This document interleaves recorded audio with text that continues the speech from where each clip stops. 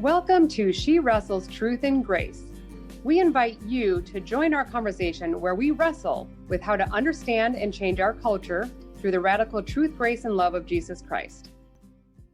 Hi, I'm Jeanette, and welcome back to She Wrestles Truth and Grace. And today we're going to be talking about some subjects that are kind of weird: self-differentiation and triangulation and enmeshment and fusing and things that you might not know what they mean, but we'll just put them into everyday words.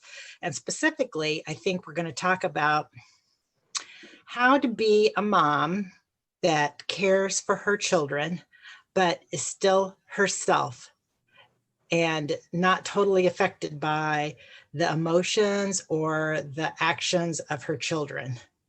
And I can say for myself that I think I had a hard time with that, and I've gotten better, and it's reflected itself in different ways over the years. But I know that when my kids were little and I would go to the store, for instance, if I had one with me, but not all, I would feel the need to tell the cashier wherever I was checking out that I had other children at home, that these weren't my only ones, because my identity was so enmeshed in being a mom and that these were my children. And I had a hard time separating myself from that role. So anybody else have something to say about those same experiences, or you didn't have that at all? Or I know you're also healthy. So enmeshed was it? What was enmeshed, Jeanette? I guess fusing might be a better word for it, but basically, I mean, lots of times we hear about it in terms of boundaries, and just like I couldn't tell in some ways where my identity ended and my kids' lives were. Like, they were super important to me. And I mean, not that they're not to anybody. Our kids are important to us. But in my case, I think I stopped taking care of myself and listening to my own, what do I need? What am I feeling? What's important to me? And instead was always thinking about them.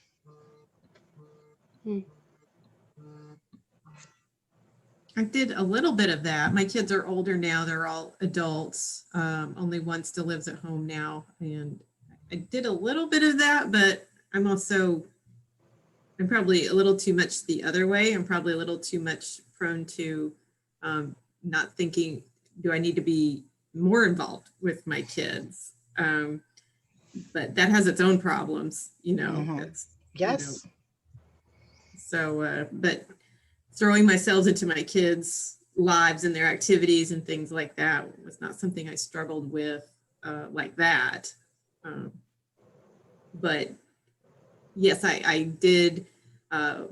My value as a person, I think, was very much tied to, you know, how are my kids turning out? How are they, you know, the choices that they're making, especially, I think it's worse now that they're adults, mm-hmm. you know, and the kind of people they're turning into, and just worrying over that.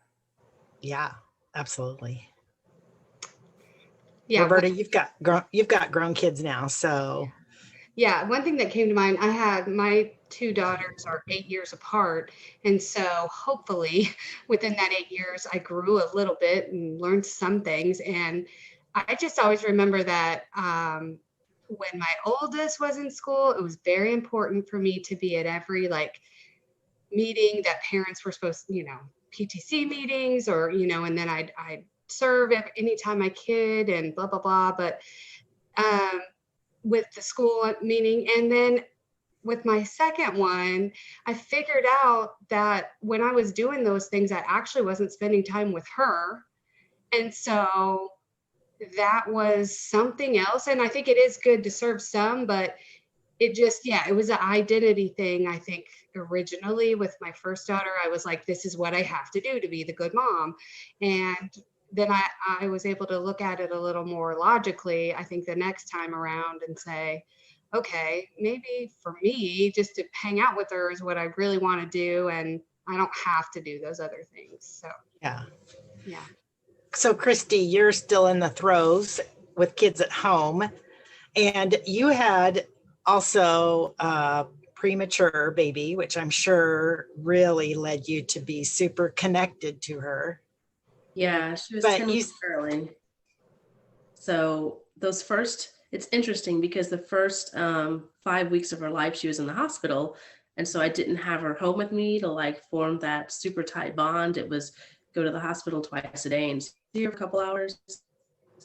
I mean, I feel like my identity, I feel like when they were young, it was a lot more wrapped up in them because, I mean, you look at family members and friends and it's all like, oh, the little kids, and it's just all about them. And so because it's all about them, that's kind of where I lived. Like, yeah, it is all about them. Like I remember even being pregnant, walking down the hall at school one day. I was a teacher and one of my former teachers walked up to me and she's like, hi, Allie, like waving at my belly. I'm like, hello, Christy's here too. So I think it's just, especially when they're little, it's so easy to get wrapped up in that because that's where all the focus is. I mean, they demand a lot of your energy and your attention and your time. And so I think as my kids have gotten a little older, they're 14 and 12 now, but it's gotten a little better. But I still feel like to be that good mom, I need to be super invested and not living through my kid's life, but kind of living through my kid's life, if that makes sense. Yeah. Yeah. And it's, I think that especially once we kick them out of the house or they leave, we really joke about how, gosh, we did all this stuff, sacrificed our lives and did all these things for them. And then they just leave and say goodbye. And like you're working yourself out of a job and that's hard to prepare for. So on one hand, we need to still be our own persons. But on the other hand, there's this, especially I think maybe in the Christian community, this drive to, you have to be a great parent. You know, Well, I was blessed to be able to stay home with my kids when they were little. So I got to take some time off from work and stay home with them, which I think it's not that it hurt that, but I think that made me get more wrapped up in it because that was my job. Like I didn't have an outside job that I was going to and I had a purpose there. Like my whole purpose and my whole identity was being a mom and taking care of my kids. So as I've gotten older, I've gone back to work and I think that's helped because now I have a purpose outside of the home. Not saying that not staying home isn't a great thing because I wouldn't have traded that for anything, but it's just a different perspective now. There's a different purpose, a different identity, I guess. Yeah, I agree. I'm not saying that moms should not stay home with their kids, but there is something to that just forces you to have something else that you're looking at besides, oh, what's my role as a parent? Yeah, and you used the word boundary earlier, and I think boundary was a good word because like having that outside job, it forced me to kind of set some boundaries with what I was doing with my kids or what I was allowing them to do. So Was it hard for you to go get a job, Christy? Is it hard to make that decision to take time away from your kids? Yes and no. Nicholas was already into school, and so I was working while they were in school. So it wasn't like I was missing out on things that, they weren't still at home at the time. But yeah, it kind of changed the whole perspective. Like I'm at work and I'm maybe not there when they get home and things like that. But it wasn't super hard since I waited. I got to spend those years with them that they were in the house before school. Mm-hmm. I mean, I'm going to say that with my boys, maybe I had to be, they went to their dads every other weekend and I kind of had to let them be their own persons. But then the other two, I homeschooled. So I was around them all the time. And maybe even in somewhat in response to not being able to be the full parent the way I wanted to be for the first two, I might have overreacted with the second two. I was going to say, do you see a difference now that they're all adults? I mean, not to put you on the spot, but because they were parented differently because circumstances. So, Well, and I was reading about basically all kids are raised differently well, because every parent is at a different place and every child is different. And so when you compare siblings, they're just all parented differently from one another. And so um, kids want to compare their experience to the other, but it's never the same.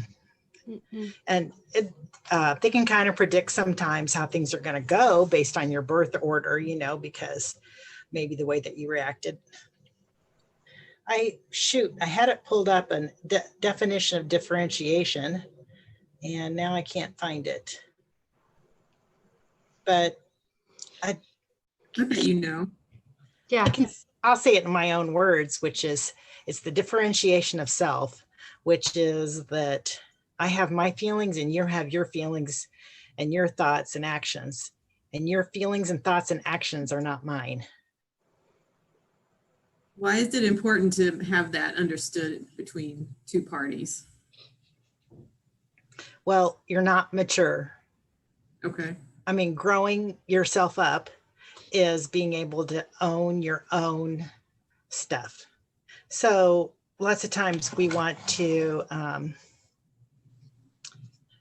either get enmeshed in somebody's life, and in that way what you're doing is you do for them things that they could do for themselves. So whether that's your parenting and you're helping them pick up their toys when they could have done it themselves, or you're helping them emotionally with something that they should be doing themselves, or you can go the other way where you don't maybe talk to somebody, or you're always blaming them. Well, I'm this way because this person treated me like this. So, I mean, it's really easy to do. And I think we all do it to some extent, but the growing yourself up part is that you're only responsible for you. Wait, Yeah. say that again. Sorry, I was just gonna say, and it for me it plays out so it's difficult in family. Like I Yes. see in other relationships, it doesn't seem as difficult to me, but with family, for some reason, it's like, well, we have to be connected in a lot of ways. So how do we still be connected in some ways, but then not allow your emotions to trigger mine and vice versa, and just allow you to be you and I be me. I think it's hard with spouse and with kids. Yes. Marriage is probably number one, the most difficult. And then parenting is the second that follows. And, but it's just hard in everything, to not be thinking that somebody is a reflection of you. So like, are your children, people can be embarrassed of their kids because, well, they're a reflection of me. But in reality, they're not. They are and they're not. It's hard for me to say, but the more self-differentiated you are, the more that you're able to just take responsibility for yourself, then the less you're affected by what other people think about your children, because they're their own people. They're making their own choices. I feel like that holds up for me until I walk out the door and I see my friend. And I start talking about my children or my parents or my husband. And I can say all day long, that's them, it's not me, that's all on them. But then when I start talking about it, it doesn't matter. There's still this, especially with your kids, when you start describing your kids, like there's this responsibility for how they turned out or the choices that they're making. And it's somehow you're going to think less of me, even my good friends, that I know will never judge me. So, and I'm sure not going to put anything on like social media that somebody might say, wow, look at their kid, look at their, what they're, I don't even want to do that for myself, anything controversial. Yeah. So is that judgment, like, am I just creating that in my mind, or do you think other people out there are judging me as a parent? I think other people definitely could be judging you as a parent. That's where you get that fear. But if the more we grow ourselves up, then the less, I'm not saying that I'm there, I'm not, but the more you grow yourself up, the more you're able to, so what? If that's what they think about me, it has nothing to do with me. Oh, they think that I'm a terrible parent because my kid is in jail. Well, then that's their issue, because I own who I am and what I've done or not done, and their choices aren't necessarily a reflection of that. I think it's gotten a little easier for me as my kids have gotten older, but when they were younger, I think it's harder to not feel responsible for them. Christy, how do you feel about that? Yeah, so this vivid image popped in my mind. I was at Aldi one day when Nicholas was little, and he was throwing one of his massive fits, and I just like kept having the thought, like, I need to get out of here. I need to get out of here. I'm like, no, I am paying for my groceries and I'm leaving. I'm not leaving without my groceries. And I just remember, like, I'm sure this wasn't the case, but I just felt like everybody was like staring at me like, would you please quiet that kid down? Like, I just felt like the whole store was just focused on me, but I wanted to get my groceries. I didn't want to go home without my groceries. Yeah. So I think, yes, there is judgment, but I also think that we perceive judgment that's not really there. Yeah. Well, the big thing about self-differentiation is I'm going to say, call it growing yourself up. That's important is that it affects our parenting choices. So when we're reactive as a parent, or even let's say we're reading tons of books, which I was always guilty of, reading tons of books and trying new techniques. Like, I'm going to try this to get them to do this, or I'm going to try this to get them to do this. It becomes about what you're trying to get them to do instead of you trying to be the person that you want to be. So, let's say that your kid's having a fit in the grocery store, and you did great, Christy, because reactive would have been, I want to control how they're acting. So it could have been, you're getting a candy bar to calm you down, or I'm going to spank you when we get to the car, or you've lost your Nintendo for the day, or whatever it is. Was trying to control their behavior. But what's better is to say, and hopefully you did it ahead of time, like, who am I and what are my principles? My principles, are maybe that, like, it's important to provide for my family. I've got to go to the grocery store. If they throw a fit, that's who they are. I don't want them to, but I'm still going to get this done. Or maybe it's, you say to your child, I don't like to be in the presence of children who throw fits. So I'm not going to do my grocery shopping now when we're going to go home, and I'm going to go back to the store without you. But it's more I statements instead of you need to do this. It's more, how am I going to behave in this situation? Yeah. Which super hard. Yeah. Super hard. Have y'all had, so you guys, you and Roberta and Jeanette, you have adult children. So how do you see that playing out with adult children who are making their own decisions and their own choices, and we have no control anymore? Not that we ever did, but how does that work with the older kids, or maybe even adult parent, your parents, and you're kind of the adult now, and you still have, I know both of you still have your parents and those relationships as well. How is differentiation? Is it important to have that? Yeah, I don't mean to keep talking, so Roberta, just jump in anytime. And Susan, I know you have your own stories, but I heard this is kind of funny story I heard today, which is that the grandmother says to the son, your son just put a cigarette out in my plant. You need to tell them not to do that. So you see, instead of the grandparent going to the grandchild, they went to the parent to try to get the parent to influence. And so, in this case, the parent was very differentiated, grown up, and said, I'm sure that made you feel upset, and please go talk to him about it. He's 35. I'm not going to parent him anymore. Yep. So So sometimes you have that problem with your parents, that they're wanting to control your children through you.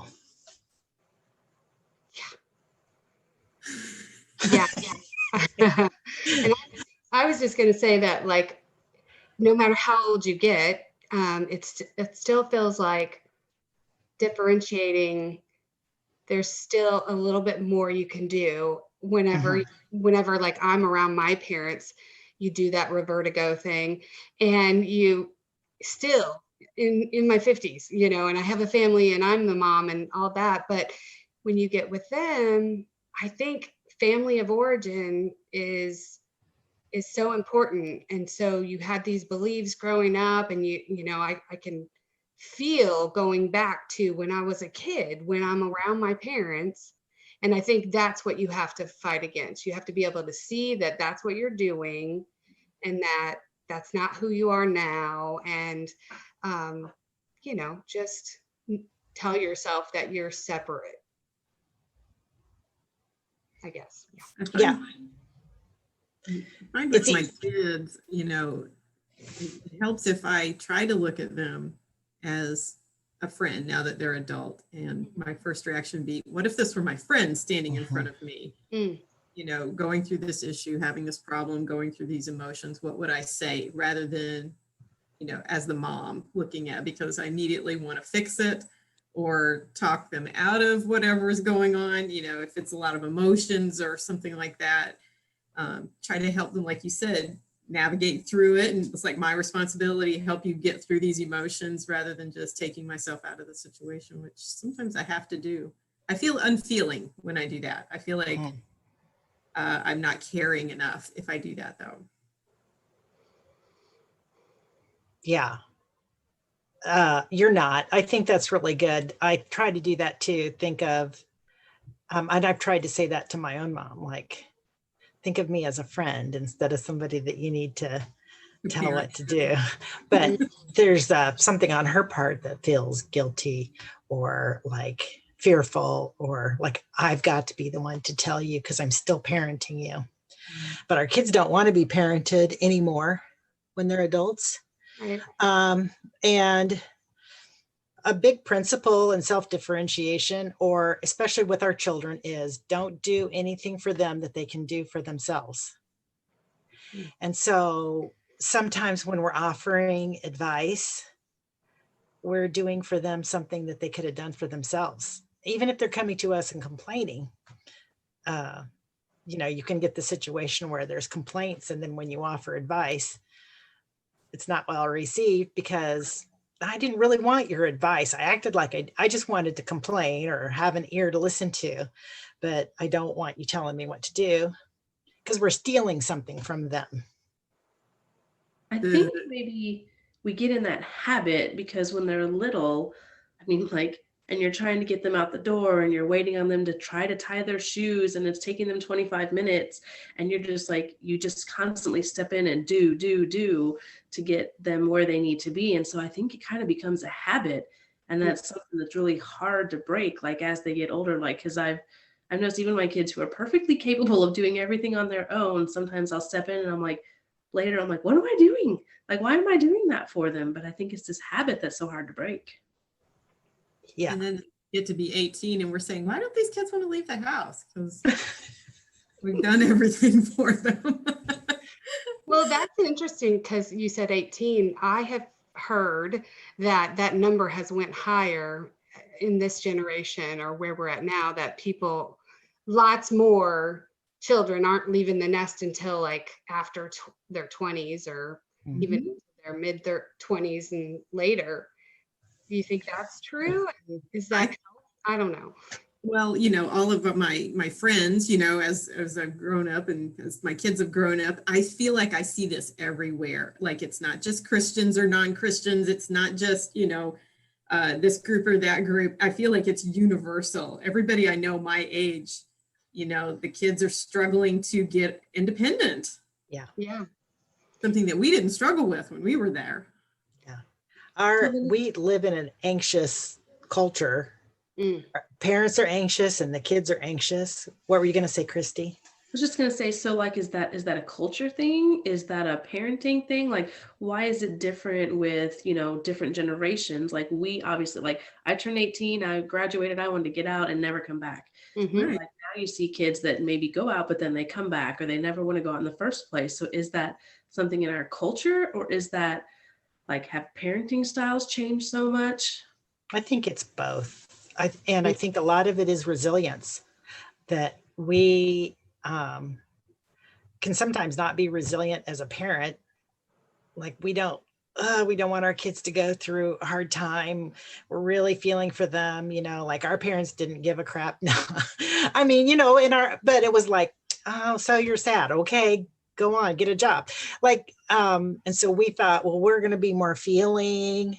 And then, it's a much more anxious society, totally, I think, than even when you were growing up, Christy. So the society is part of it. And, there's a reason that we have helicopter parents. Like that's kind of the whole enmeshment thing.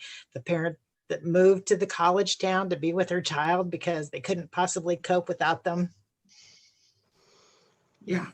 And that happens a lot, I think. So I think it's even bigger beyond in that too. Just the fact of society, my husband and I've kind of talked about this, like we went to college so we could get out and see the world because all we knew were our little hometowns. But now you have the internet. You don't have to get out and go see the world. The world is right in your hand. It's in your phone.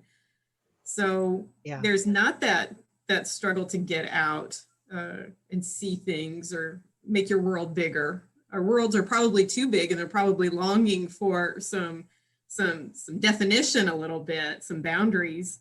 I would think if I were a kid in these days. Yeah, I think parents definitely have to take some responsibility for it. But one thing with kids is that they're also told, and we tell them, you can be anything that you want to be. And then they think it's going to, but without saying, and it takes a lot of hard work. And I think that then when it doesn't come easily, they don't want to leave or they don't want to go out and explore the world. But also that's a lot of pressure to put on somebody. Like, oh, I'm 18. I'm now supposed to go out and achieve success and be all the things that my parents thought that I could be. Where I don't know that our parents necessarily had put on us high expectations that we could be superstars. Yeah. Right. I think you're right. I don't remember my parents talking a whole lot about my future at all. I don't think there were a lot of expectations. What about you guys? Yeah, same. I don't think I remember a lot of talk like that, like you could be anything kind of thing. Yeah, I don't know. It's a different world. But what I was going to say is, so why is that important? Like, I mean, why can't you just, keep your kids close and maybe they want to live with you or I mean, I guess some people would be like, is it wrong to have a big close family, and keep the kids together with you? Well, that's an interesting point. I mean, maybe the family structure is just going to change and become different now. And it's us that are saying, what's wrong with these kids? Why won't they get out? Whereas maybe that's just perspective and we need to just readjust our idea of what child raising is going to look like now. But I do like the idea of resilience. Our kids are not moving out because we haven't really developed some level of resilience with them. But what, Roberta? Yeah, and that's just what I was going to say. It was almost like that question was almost rhetorical. It was like, I think being on the other side, and having adult children, it's like, well, you want to do those things because you want them to, the only way they're going to find their happiness and feel their purpose is if they're accomplishing things for themselves and feeling like they're their own self. So it can be hard. Like, I feel like for me personally, it was hard to sort of let them go almost, because that I was wrapped up in it. But you I think that's their God-given purpose. They're not going to accomplish it if we keep them under our wings. Yeah. I think maybe the ironic thing is that so often we want our kids to be happy. Like that has become our goal as parents, kind of. And they'll be more happy if our goal is more to make ourselves happy. Does that sound, it sounds hedonistic. What I mean by that isn't like I'm going to be happy and that I'm buying everything for myself, but it's that taking care of taking care of yourself, owning your own feelings, defining your values. So here's my values as a parent and living those out, no matter where your child is or isn't. And that gives them, you're kind of become then, to use a phrase we've said before, that non-anxious presence, that they know where you stand and what your principles are, and it allows them to decide if they're going to live with those or they're going to do something different. And that's a necessary part of their growth. Yeah. But that's scary for me as a parent, that what if they don't? What if they don't believe like I believe? What if they don't have the same values as me? Yeah.